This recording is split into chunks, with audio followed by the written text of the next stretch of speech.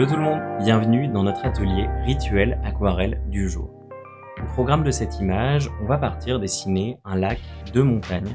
Ça va nous permettre de travailler notre touche de pinceau et d'apprendre à préciser notre aquarelle avec de toutes petites touches, de toutes petites informations pour essayer de créer du relief et de la profondeur. Vous allez voir que cette image, elle mixe pas mal de techniques que l'on a vues précédemment. Vous pourrez retrouver notamment le travail du ciel, le travail des reflets, également ce travail des verts avec des touches de jaune assez vives dans lequel on va venir par d'autres couches lui apporter de la nuance. Donc j'espère vraiment que le processus va vous plaire et j'ai vraiment hâte de voir ce que ça va donner pour vous. Bon, allez, sans plus attendre, je propose qu'on se lance, c'est parti. Donc ce qu'on va commencer par faire, c'est prendre notre crayon et esquisser notre image. Pour ça, souvenez-vous des premiers ateliers, l'idée c'est vraiment pas de s'arrêter aux détails, l'idée ça va vraiment être de simplifier l'image par grands blocs. La montagne au loin, celle un peu plus au premier plan, les deux qui arrivent à gauche et à droite de l'image vraiment au premier plan, le lac et les reflets des montagnes. Une fois qu'on a ça, on a bien assez d'éléments pour se lancer dans la couleur directement à l'aquarelle. Donc sur l'image, on peut voir que le ciel, il n'est pas vraiment existant. Moi, j'avais quand même envie d'en faire un petit, surtout qu'on s'est quand même pas mal entraîné dans les précédents ateliers. Donc je me prépare une couleur de ciel très très claire. Je vais humidifier toute la zone du ciel avec de l'eau, uniquement la zone du ciel. Et je vais juste poser quelques petites taches pour donner l'idée d'un ou deux nuages. L'idée, c'est vraiment pas d'en faire trop, hein, c'est de poser juste quelques indices pour faire vivre cette zone et qu'elle soit pas non plus toute blanche. Ça a quand même son importance aussi parce que vous allez voir qu'ensuite, on va travailler nos montagnes dont la cime est enneigée. Et à l'aquarelle, vous savez que pour peindre le blanc, eh bien on doit laisser le papier et ce petit ciel nuageux va permettre de donner plus de présence au blanc grâce au fait qu'il va obscurcir très légèrement la tonalité du ciel. Une fois que mon ciel est tout simplement posé, c'est-à-dire en quelques touches, ce que je vais faire maintenant, c'est venir me travailler un bleu sur la palette pour figurer les montagnes les plus lointaines. Pour ce bleu, je mélange un petit peu de tout ce que j'ai dans ma palette, je cherche une nuance qui soit un peu outre-mer mais un tout petit peu plus turquoise. Donc je vais travailler avec mon céruléum, je vais mettre aussi un peu de rouge et un tout petit peu de vert turquoise à l'intérieur. Mais le principe surtout, c'est que la nuance vous plaise et que ce bleu soit suffisamment transparent pour avoir l'air lointain et très doux. Et ce qu'on va faire là, une fois que la nuance nous plaît, c'est qu'on va venir travailler des touches très légères à l'arrière-plan. L'idée, c'est pas du tout de mettre une grande zone de bleu, parce que la montagne la plus au loin, on peut voir qu'elle est essentiellement entièrement recouverte de neige, et on voit juste quelques toutes petites touches de bleu. Et c'est ça qu'on va essayer de reproduire. On va prendre notre pinceau, le plus fin, et on va essayer de faire comme des petites pattes de mouche de bleu au loin, qui vont figurer cette montagne presque entièrement enneigée. Donc vous allez voir que le travail est très succinct, il va falloir faire confiance au pouvoir de suggestion de la couleur, mais vous allez voir que ça va marcher. Donc on prend notre pinceau, on le décharge s'il a trop de peinture pour vraiment pouvoir être précis, et on va aller faire des petites pattes de mouche au loin pour donner l'idée de ces zones rocailleuses que l'on voit sur la montagne la plus lointaine.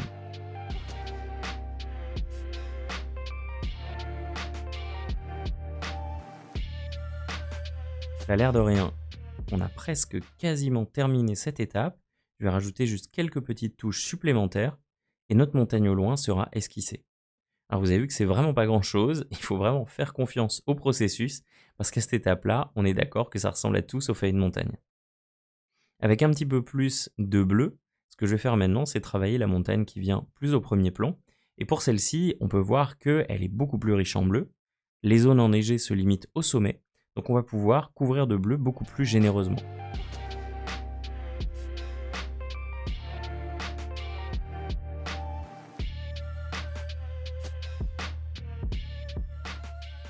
Quand on arrive au sommet, on fait exactement la même opération que sur la montagne au loin, c'est-à-dire des petites pattes de mouche et on laisse bien vivre le blanc pour donner ce côté nuageux de la cime.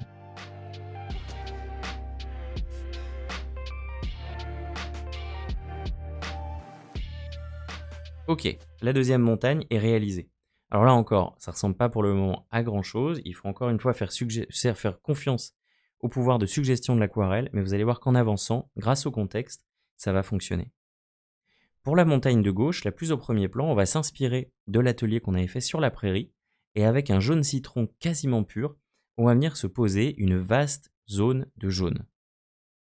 Alors vous allez peut-être me dire que ce jaune n'est pas vraiment présent sur l'image, mais en fait ce qu'on va faire après, c'est qu'on va venir le travailler et le recouvrir avec des nuances de bleu, et grâce à ces différents passages, eh bien cette nuance de jaune très clair va s'obscurcir petit à petit, et grâce à ce jaune suffisamment clair, malgré toutes les couches qu'on va mettre par-dessus, on va garder un résultat assez coloré, assez vif et assez saturé. Une fois que les petites touches de jaune sont posées, on va reprendre notre couleur de bleu de l'arrière-plan.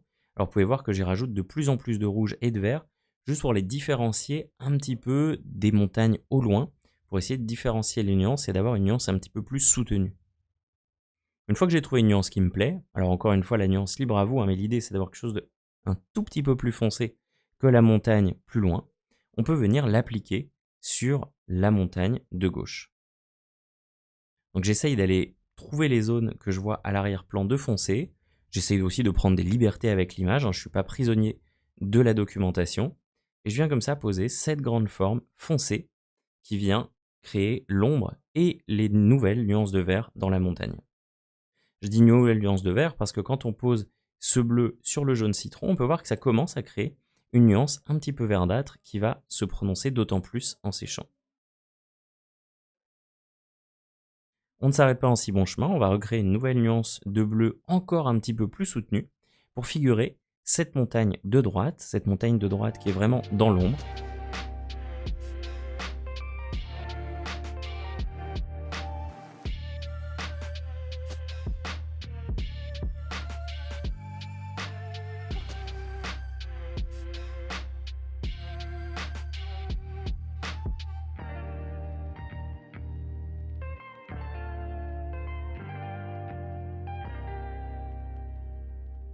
Et on va venir se l'appliquer de manière assez homogène sur toute la zone de droite.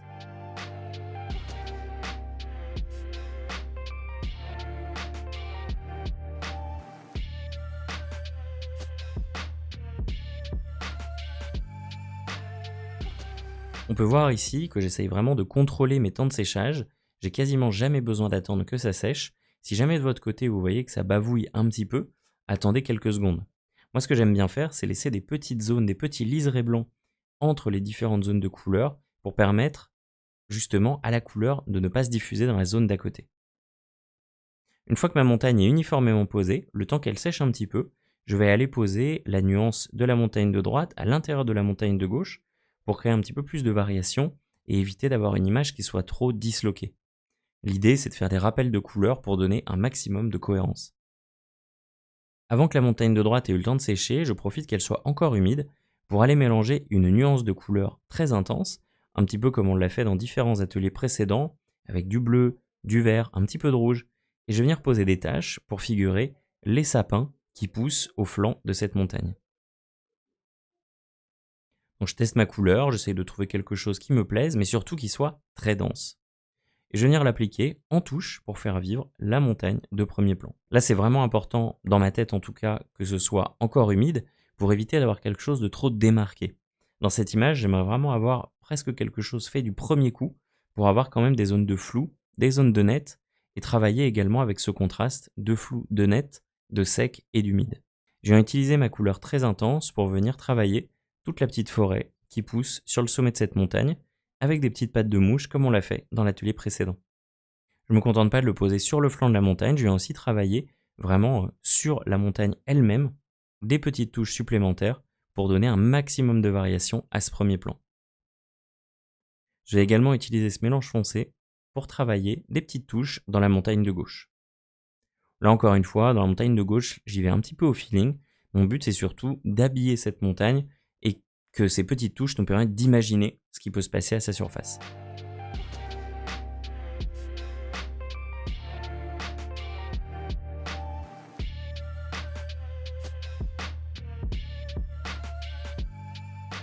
Une fois ces petites touches posées, il va falloir attendre maintenant que la montagne sèche pour pouvoir continuer d'avancer. Donc ce que je vais faire, c'est que je vais mélanger du bleu et du vert un petit peu turquoise, du vert émeraude, pour travailler la couleur de ce lac de montagne. Cette couleur-là, je vais la travailler en plusieurs zones. Une couleur plus foncée sur les reflets des montagnes et une couleur beaucoup plus riche en eau sur la partie qui reflète le ciel. Pour les reflets, on a fait plusieurs ateliers là-dessus. Faites-vous confiance, n'hésitez pas à mélanger toutes les techniques qu'on a vues Moi, vous allez voir que je vais mélanger plein de techniques, la technique des coups de pinceau, la technique du sopalin, mais je vais aussi m'amuser à travailler avec différents outils, comme un couteau ou un pinceau plat, pour venir travailler mon reflet, venir faire des grattages, des traits, des zones vraiment assez marquées dans le reflet pour faire vivre au maximum cette étendue d'eau. Il n'y a pas un résultat spécifique à chercher à créer. L'idée, hein, c'est surtout d'avoir ce côté un petit peu miroitant de l'eau en faisant plein de petites touches horizontales et pour faire vivre à fond cette surface.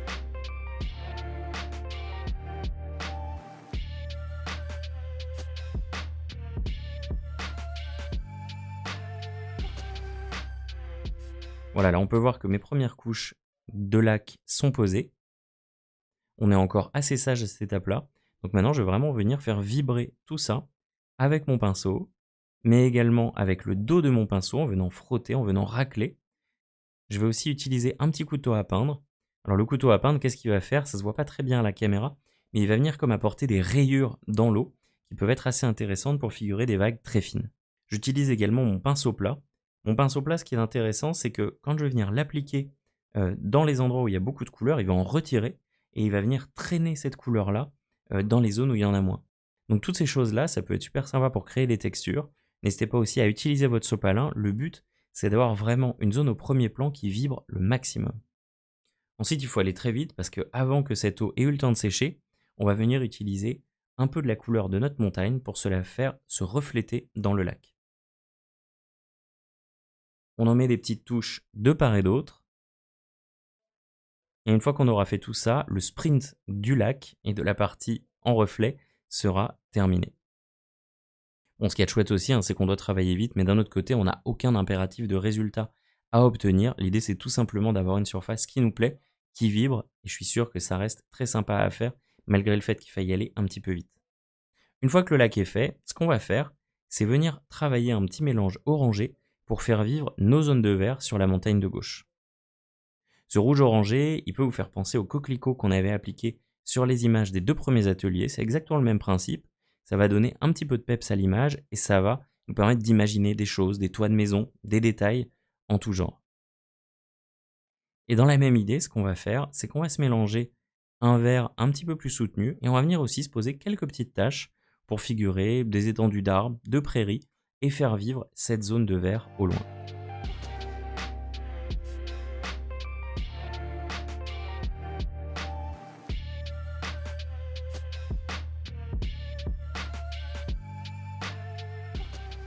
Avec tout ça, on a vraiment fini la structure principale de l'image. Maintenant, ce qu'on va pouvoir faire, c'est profiter que les montagnes aient séché pour venir se mélanger des couleurs sombres et travailler en sec sur sec pour apporter encore un petit peu plus de détails sur nos 2 montagnes de premier plan. Alors pour ça, je vais travailler des lignes sur la montagne de gauche pour figurer ce côté un petit peu rocailleux et je vais aussi travailler des petites touches pour figurer les arbres sur la montagne de droite.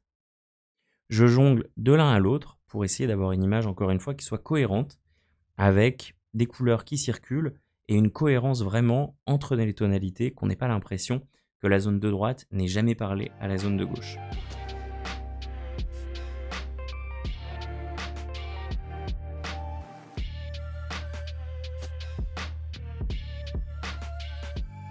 J'essaye de varier entre des grosses touches et des plus petites touches. Ici, avec une peinture plus diluée, je viens mettre des grosses taches pour essayer vraiment de figurer les zones de foncé que je vois sur la montagne de gauche. Sur la montagne de gauche, quand je regarde l'image de documentation, j'arrive à voir ces étendues de forêt, ces grandes étendues sombres que j'essaye de figurer avec des touches de mélange plus amples. J'ai également en rajouté dans la partie un petit peu plus éclairée avec des touches de bleu-vert un petit peu plus soutenues.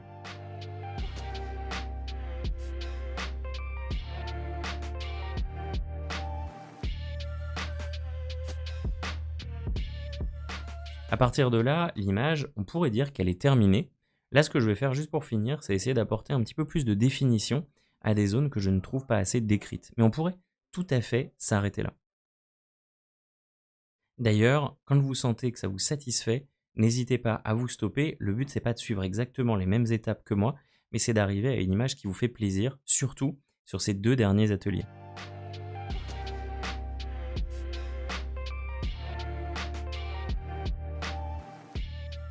Ici, ce que je vais faire pour terminer, c'est que je sens que le reflet de la partie verte ne se ressent pas assez dans l'eau.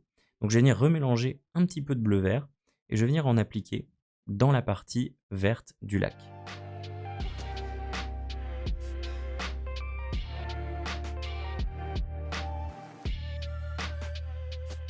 Je vais reprendre également un petit peu des nuances des montagnes de premier plan.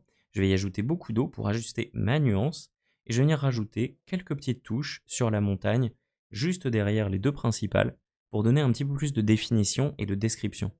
J'avais rajouté tellement de détails sur les deux montagnes de premier plan que je trouvais que celle à l'arrière-plan avait l'air beaucoup plus succincte et j'avais envie d'en rajouter un petit peu.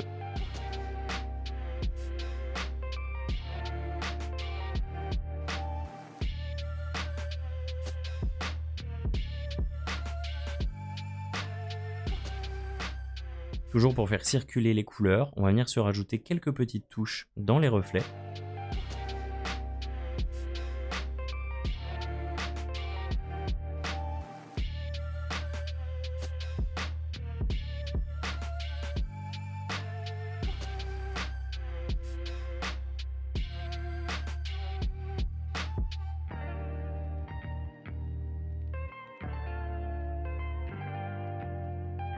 Et avec ces dernières touches, mon image est complètement terminée. Alors j'espère que vous avez pris plaisir à la réaliser. Pour celle-ci, encore une fois, c'est un processus un petit peu plus freestyle. Le but, c'est de se laisser aller. On a une image essentiellement dans des nuances de bleu, qui vit par des grandes zones de couleurs et des petites touches de détails. L'idée, c'est vraiment de s'amuser avec ça et de faire une image qui vous fasse plaisir. Le petit scotch est retiré et ça y est, on voit notre image qui se révèle totalement. Et là, ça y est, notre image est complètement terminée. Alors j'espère vraiment que vous avez apprécié la réaliser. Vous avez vu qu'on a mélangé plein de techniques des ateliers précédents.